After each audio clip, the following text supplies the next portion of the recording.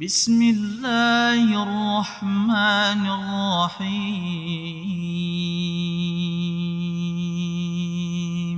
السلام عليكم ورحمة الله وبركاته. الحمد لله الآمر بالمعروف والناهي عن المنكر. أشهد أن لا إله إلا الله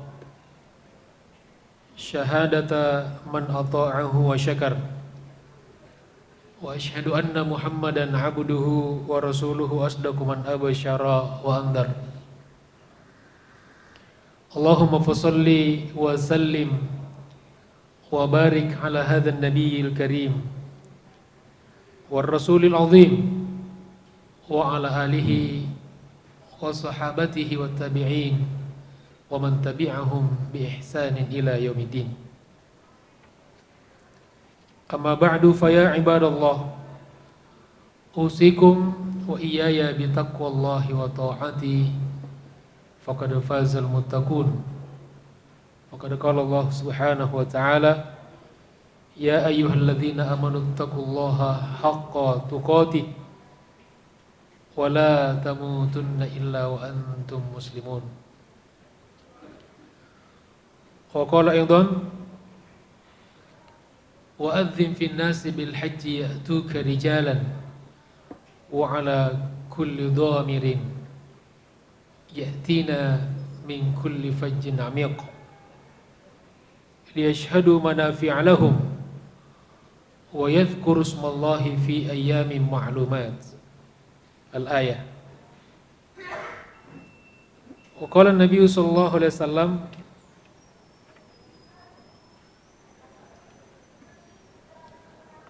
ما من أيام العمل الصالح فيها أحب إلى الله من هذه الأيام، يعني العشر.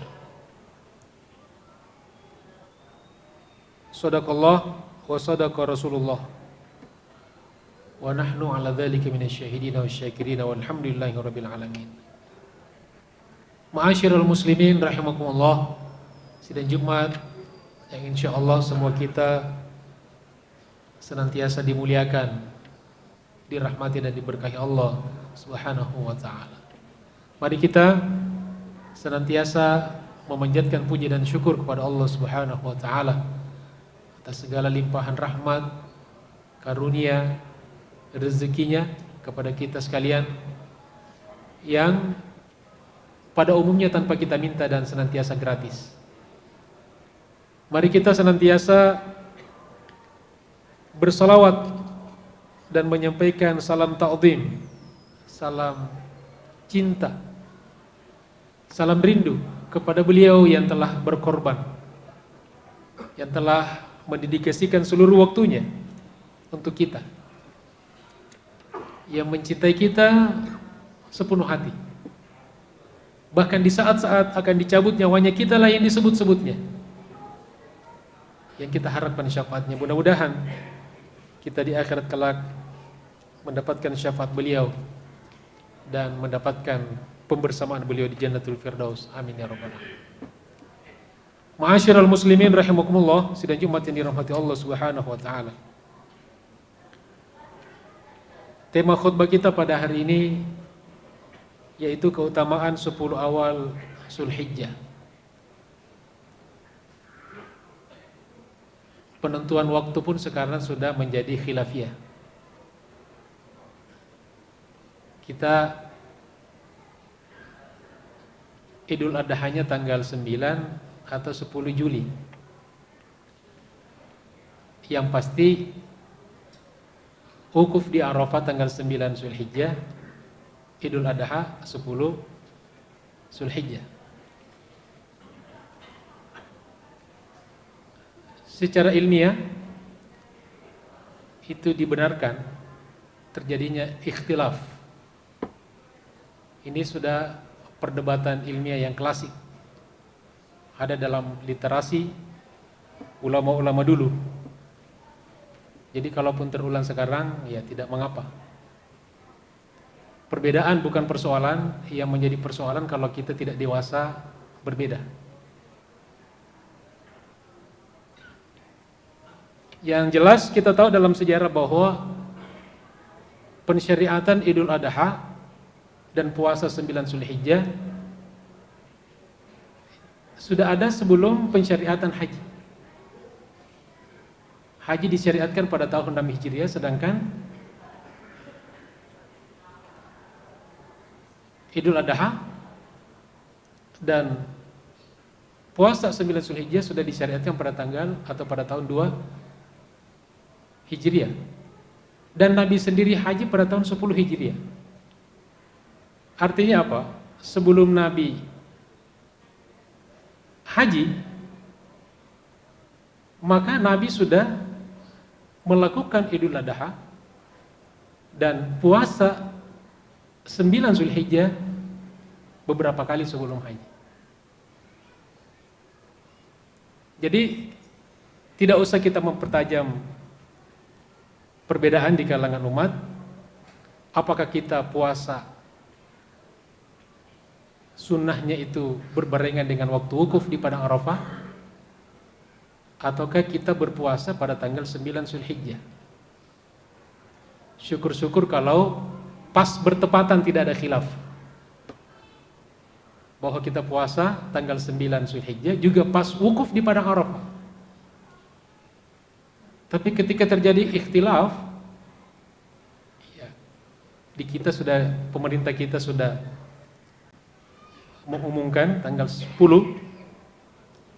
Juli, ya, maka ada perbedaan. Maka berpuasa tetap pada 9 Zulhijjah, meskipun tidak bertepatan dengan pas wukufnya kaum muslimin di padang Arafah. Karena memang puasa 9 Zulhijjah tidak selalu mengikuti waktu wukufnya umat Islam di padang Arafah. Karena ada saja orang yang ketika berpuasa 9 Zulhijjah yang selisih 10 jam misalnya, ketika dia berpuasa, jemaah haji di padang Arafah sudah meninggalkan padang Arafah. Jadi ini perlu khatib ingatkan, karena ini juga bisa menjadi salah satu pintu masuknya syaitan ke tengah-tengah pada suatu umat, ya, terjadi fitnah di mana-mana, ya. Sehingga insya Allah mudah-mudahan tidak ada masalah kita Idul Adha tanggal 10 Juli dan berpuasa tentu sehari sebelumnya. Bagi saudara-saudara kita di negara lain, dan memang ini sudah terjadi, maka kita hanya berdoa kepada Allah Subhanahu wa taala, mudah-mudahan umat senantiasa dipersatukan dalam kebaikan, dan mudah-mudahan ibadah kita senantiasa diterima oleh Allah Subhanahu wa taala. Ma'asyiral muslimin rahimakumullah, sidang Jumat yang dirahmati Allah Subhanahu wa taala. Kembali kepada keutamaan 10 hari pertama Zulhijjah. Ini hari-hari yang luar biasa. Kata Nabi sallallahu alaihi wasallam, An Ibni Abbas radhiyallahu an, qala Rasulullah sallallahu alaihi wasallam, ma min ayyamin al-amalu salihu fiha ahabbu ila Allah min hadhihi al-ayyam, yakni al-ashar. Rasulullah sallallahu alaihi wasallam bersabda, tidak ada dari hari-hari di mana beramal soleh di dalamnya lebih dicintai oleh Allah Subhanahu wa taala daripada hari-hari ini, yaitu hari 10 di awal Zulhijjah ini. Ini hari-hari terbaik. Dan alhamdulillah kita disehatkan oleh Allah, diberikan umur yang panjang. Mudah-mudahan diberikan kesadaran, ditingkatkan keimanan kita, dan kita senantiasa diberkahi olehnya insyaallah. Qalu ya Rasulullah, lalu mereka bertanya para sahabat, ya Rasulullah, walal jihadu fi sabilillah, apakah juga dengan jihad di jalan Allah Subhanahu wa taala? Qala walal jihadu fi sabilillah. Kata Nabi, ya, mengalahkan jihad sekalipun di jalan Allah Subhanahu wa taala, illa kecuali rajulun, seseorang, kharaja bi nafsihi wa malihi, berangkat, berjuang, berperang dengan dirinya dengan harta bendanya. Falam yarji', dan dia tidak kembali lagi min dzalika bi syai'in, dengan sesuatu. Jiwanya sudah diberikan kepada Allah Subhanahu wa taala. Begitu juga hartanya sudah diinfakkan di jalan Allah Subhanahu wa taala. Itulah yang bisa mengalahkan 10 hari Zulhijjah ini. Ma'asyiral muslimin rahimakumullah, sidang Jumat yang dirahmati Allah Subhanahu wa taala. Yang kedua, di hari-hari ini kita juga diingatkan dan disunahkan untuk memperbanyak ingat kepada Allah Subhanahu wa taala. Tentu di luar hari-hari ini kita sudah banyak ingat kepada Allah Subhanahu wa taala, sebagaimana halnya peringatan Allah ketika keluar dari padang Arafah, fa idza afattum min arafatin fadhkurullaha 'indal masy'aril haram. Apabila kalian meninggalkan padang Arafah, maka perbanyaklah ingat kepada Allah Subhanahu wa taala. Perbanyaklah berzikir kepada Allah Subhanahu wa taala ketika masuk di Masy'aril Haram, yaitu di Musdalifah. Pertanyaannya, bukankah kita sudah menuangkan semuanya kepada Allah? Zikir, doa-doa kita pada hari di Arafah itu. Kenapa kita diperintahkan lagi untuk banyak zikir ketika keluar meninggalkan padang Arafah? Di antara jawaban ulama, zikir kita di padang Arafah adalah zikir untuk merintis ketakwaan, kedekatan kepada Allah Subhanahu wa taala. Kita harus raih itu dengan perjuangan yang luar biasa. Tidak mudah untuk bisa kita hadir sampai di padang Arafah. Lalu zikir ketika kita meninggalkan Arafah untuk apa? Untuk mempertahankan kemuliaan yang kita telah rebut di padang Arafah. Ya, sewaktu-waktu bisa lepas dari tangan kita. Menjadi juara tidak mudah, tetapi menjadi juara bertahan jauh lebih berat. Ma'asyiral muslimin rahimakumullah, sidang Jumat yang dirahmati Allah Subhanahu wa taala. Seperti di surat Al-Hajj, di rangkaian ayat tentang perintah haji. Lalu apa manfaat yang didapatkan orang yang berhaji, dan juga korelasinya dengan orang-orang yang tidak pergi haji juga. Kata Allah, liyashhadu manafi'a lahum. Baik orang yang haji ataupun orang yang tidak berangkat haji, mendapatkan manafi', jamak dari manfaat, manfaat yang banyak, termasuk dari hari-hari 10 hari Zulhijjah ini. Dan apa? Wa yadhkurusmallah, dan agar mereka banyak berzikir, ingat kepada Allah Subhanahu wa taala. Ditegaskan lagi, fi ayyamin ma'lumat, pada hari-hari yang diketahui, yang dimaklumi.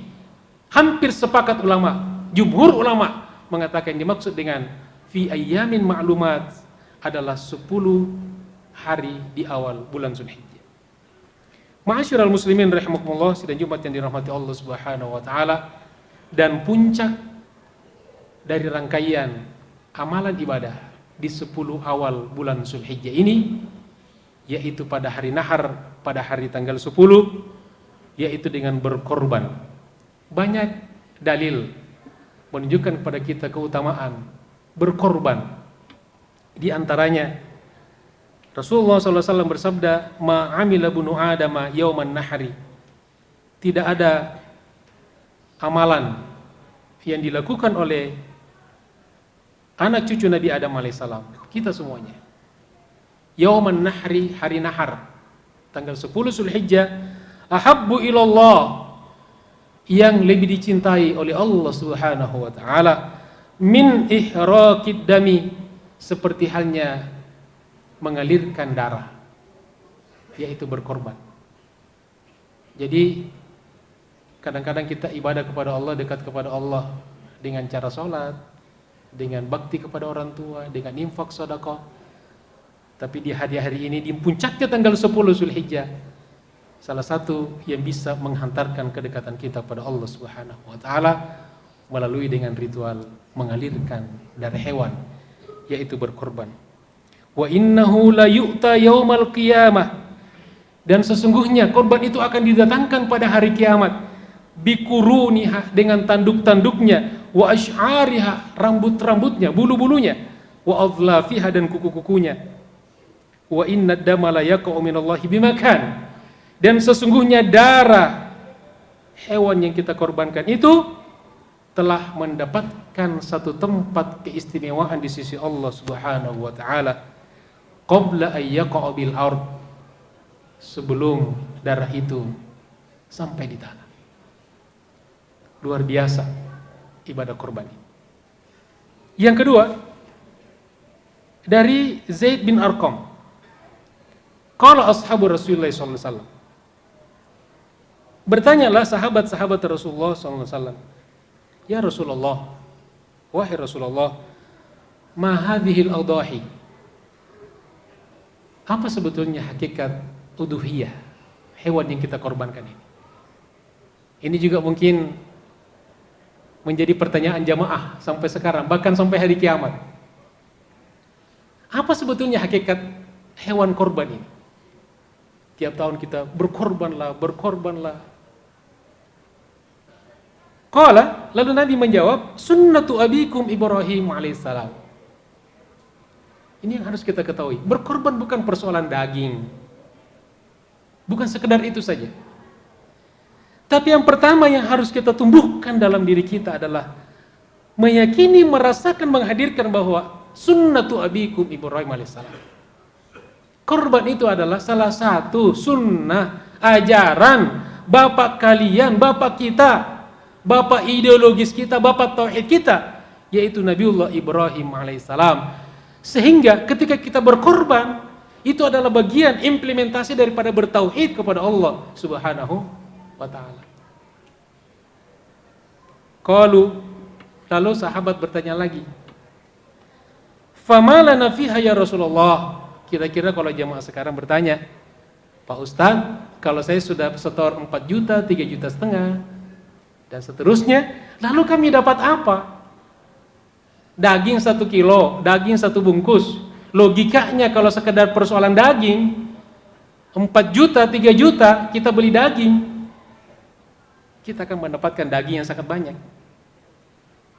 Lalu sahabat bertanya, famalana fiha ya Rasulullah, setelah kita setor ke panitia, setelah kita bayar, lalu kita dapat apa?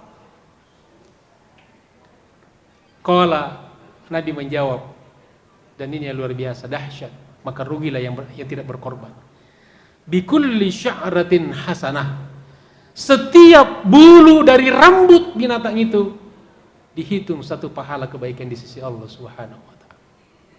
Jadi pahala berkorban dihitung berdasarkan bulunya. Kalau pahala baca Quran dihitung berdasarkan hurufnya. 1 huruf 1 dikali 10 pahala. Tetapi huruf-huruf Al-Quran bisa dihitung 1.027.000 dalam salah satu versi ulama. Tetapi siapa yang pernah menghitung bulunya hewan korban? Dengan kata lain, ini adalah unlimited. Pahalanya tidak terbatas di sisi Allah Subhanahu wa ta'ala kalau kita ikhlas berkorban semata-mata mencari ridhonya.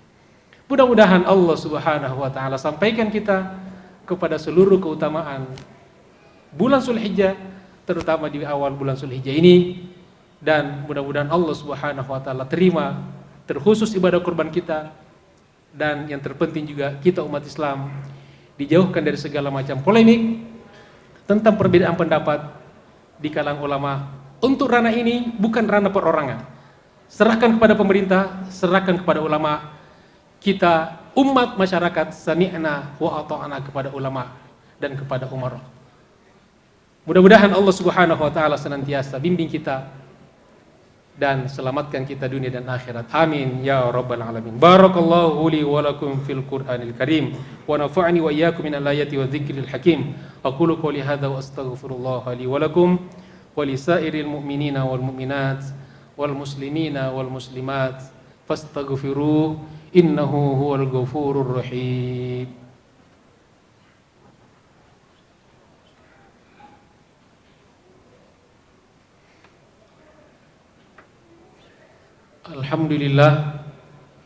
Alhamdulillahi rabbil alamin wal aqibatu lil muttaqin wa la udwana illa 'alal zalimin. أشهد أن لا إله إلا الله شهادة من أطاعه وشكر وأشهد أن محمدا عبده ورسوله أصدق من أبشر وأنذر اللهم فصل وسلم وبارك وعنهم على هذا النبي الكريم والرسول العظيم وعلى آله وصحابته والتابعين ومن تبعهم بإحسان إلى يوم الدين فقد قال الله سبحانه وتعالى يا أيها الذين آمنوا اتقوا الله وقولوا قولا سديدا يصلح لكم أعمالكم ويغفر لكم ذنوبكم ومن يطع الله ورسوله فقد فاز فوزا عظيما وقال أيضا إن الله وملائكته يصلون على النبي يا أيها الذين آمنوا صلوا عليه وسلموا تسليما اللهم صل على سيدنا محمد وعلى آل سيدنا محمد وارض اللهم عن ساداتنا أبي بكر وعمر وعثمان وعلي وعن الصحابة أجمعين وعن التابعين وتابعيهم ومن تبعهم بإحسان إلى يوم الدين وأنا معهم برحمتك يا أرحم الراحمين اللهم أعز الإسلام والمسلمين اللهم أعز الإسلام والمسلمين وأهلك الكفرة والمشركين والظالمين ودمر أعداءك أعداء الدين يا رب العالمين اللهم ألف بين قلوب المسلمين على الحق يا رب العالمين اللهم وارفع عنا البلاء والوباء والغلاء والربا والزنا والمنكرات ما ظهر منها وما بطن من بلادنا إندونيسيا خاصة من سائر بلدان المسلمين عامة يا رب العالمين اللهم اغفر للمؤمنين والمؤمنات والمسلمين والمسلمات الأحياء منهم والأموات يا قاضي الحاجات اللهم تقبل منا إنك أنت السميع العليم تب علينا إنك أنت التواب الرحيم ربنا ظلمنا أنفسنا وإن لم تغفر لنا وترحمنا لنكونن من الخاسرين لا إله إلا أنت سبحانك إنا كنا من الظالمين لا إله إلا أنت سبحانك إنا كنا من الظالمين ربنا آتنا في الدنيا حسنة وفي الآخرة حسنة وقنا عذاب النار وأدخلنا الجنة مع الأبرار يا عزيز يا غفار يا قهار يا ستار يا رب العالمين وصلى الله على سيدنا محمد وعلى آله وأصحابه وبارك وسلم والحمد لله رب العالمين عباد الله إن الله يأمر بالعدل والإحسان وإيتاء ذي القربى وينهى عن الفحشاء والمنكر والبغي يعظكم لعلكم تذكرون ولذكر الله أكبر أقم الصلاة بسم الله الرحمن الرحيم